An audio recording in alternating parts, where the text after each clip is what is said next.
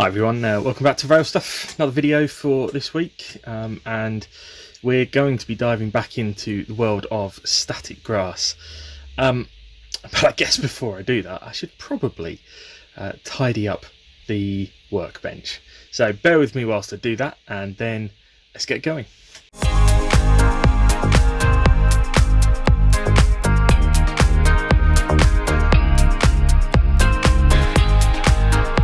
So now that's all sorted, what we're going to be looking at today is this piece here that we worked on last week, or maybe the week before, I can't remember, with the micro static grass applicator from Scenics. And I did promise that I would come back and look at adding some layers and some variation in the grass. So that's exactly what we're going to be doing today. Now, one of the first things to consider with this is the adhesive to use, because there's a lot of options. Now, you may remember from the previous video that we used this, the Scenics basing glue, for the base, and it was really good. Really impressed with that. But that is not ideal for the layering side of things. Or is it? We'll have a think about that in just a moment.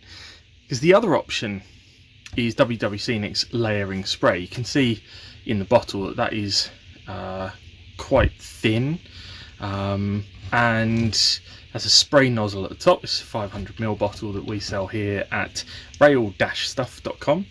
Got to get the plug in there. And this would be great if we were layering over a larger area. But that's not what I'm wanting to do today. What I'm wanting to do is layer in small patches. The other option is the Deluxe Materials Scenic Spray Glue. I tend to prefer this for trees and foliage and things like that, so I'm not going to use that today. The other option is good old cheap PVA and water it down with some water. That is also an option, but I'm going to start off by trying using the basing glue. The difference is I'm not going to be applying it with a brush this time.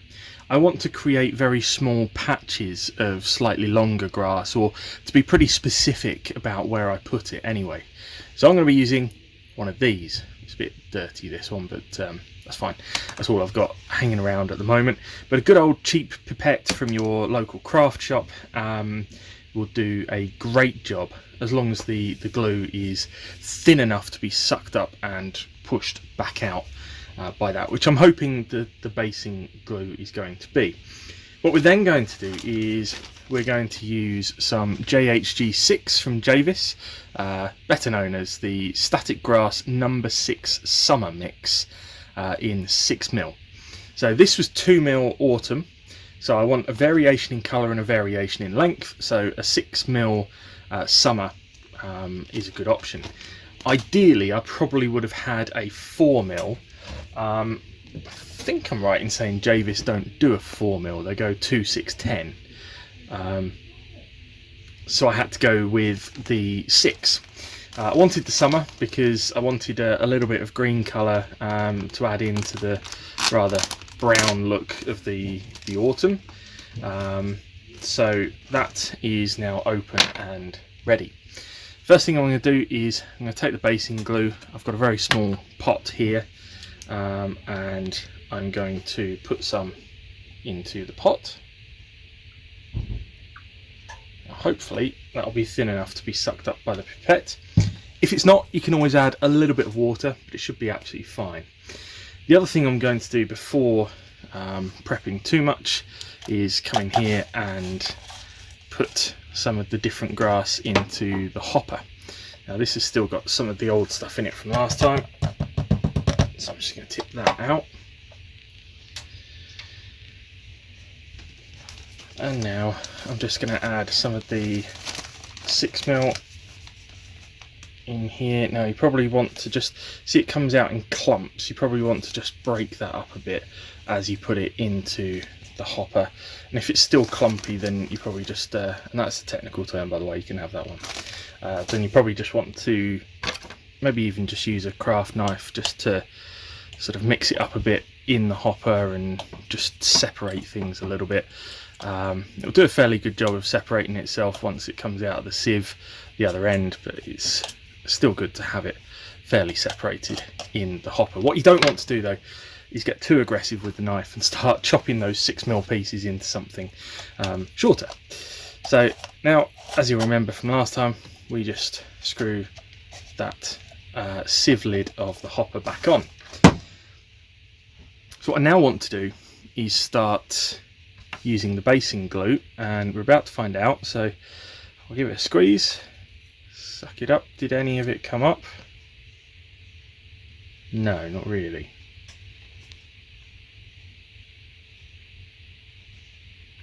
Oh, it did that time. Okay, so I just got it wrong first time. I'm just going to gently squeeze that out in some little patches.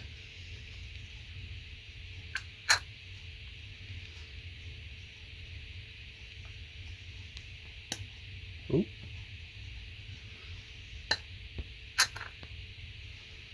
Now I would suggest this is not necessarily something you want to do whilst the previous layer was still wet.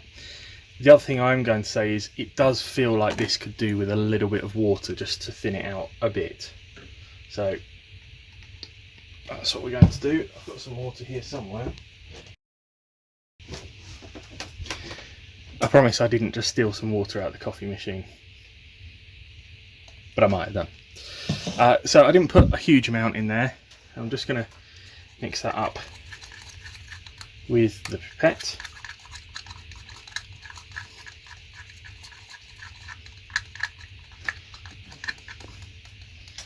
So we've got that kind of consistency now. So it sucks it up a lot easier. Yeah, and it's applying a lot easier without spitting everywhere. Yeah, that's a bit better. So if you're going to use basing glue, then I would confirm adding some water helps.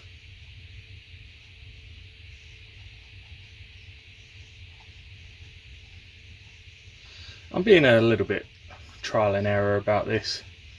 One of the best things that you can do when starting out on a bit of a journey with scenery, whether it's dioramas, whether it's model railways, whatever it is trial and error. But also watch a variety of different videos on the subject, because lots of different people have different ways of doing things, and you know, the different things that they do might suit you in a different way. So give lots of different things a go, lots of trial and error, and don't be scared of it. You know, get stuck in and just have a go. It's, you know, this is a really, one of the things I love about model railway scenics is that it's so creative and you can try things and give it a go. So what we've done here is we've put on some of that basing glue that's been watered down. So we're now going to take the ProGrass microstatic grass applicator, catchy name, and we're going to switch it on. I'm going to hold the clip near to where we're doing the grassing. Is that a term? I think that works. We're going to switch this on. See the red light comes on, and now we're going to tip it up and shake.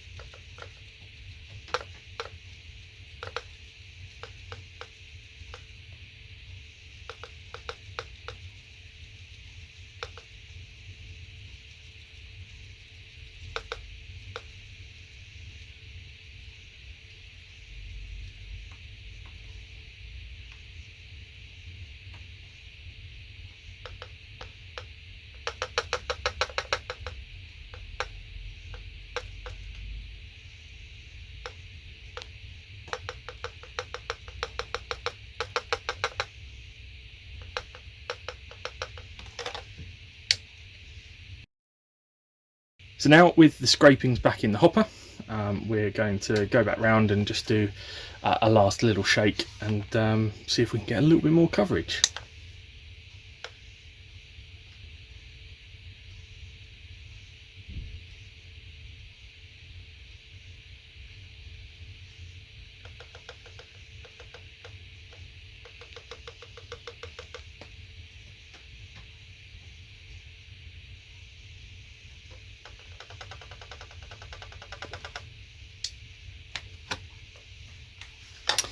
Time for the old tip and tap again.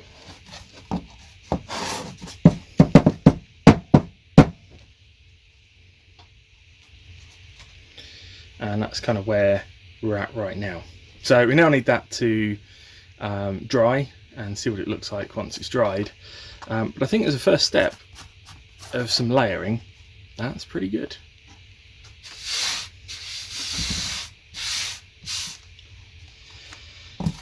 So now I'm going to do similar on this front patch here. Similar here to get some down the road edge, and to do it like that.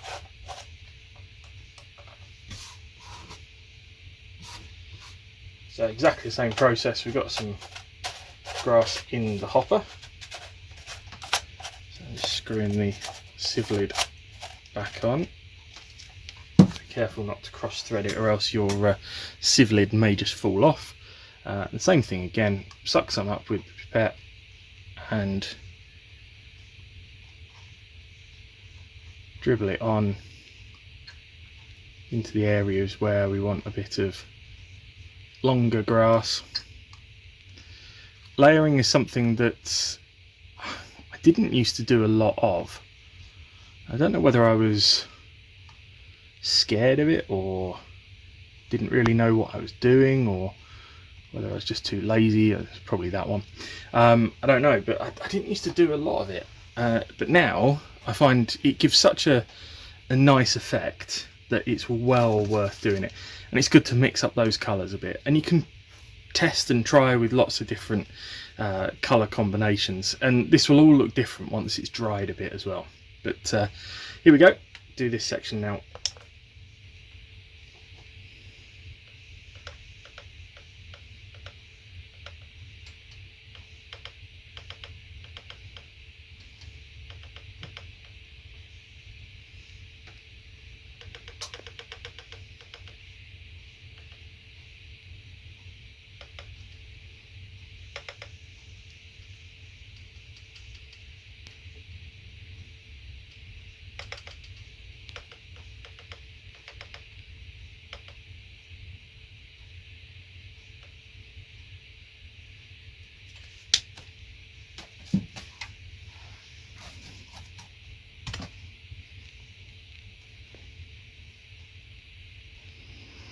And you can see this front section has now got some longer, brighter grass on it.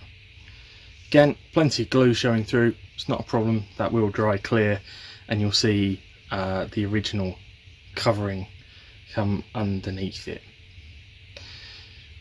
So what we're going to do is I'm now going to leave that, and when I do next week's video I'll show you how this is looking once it's all dried.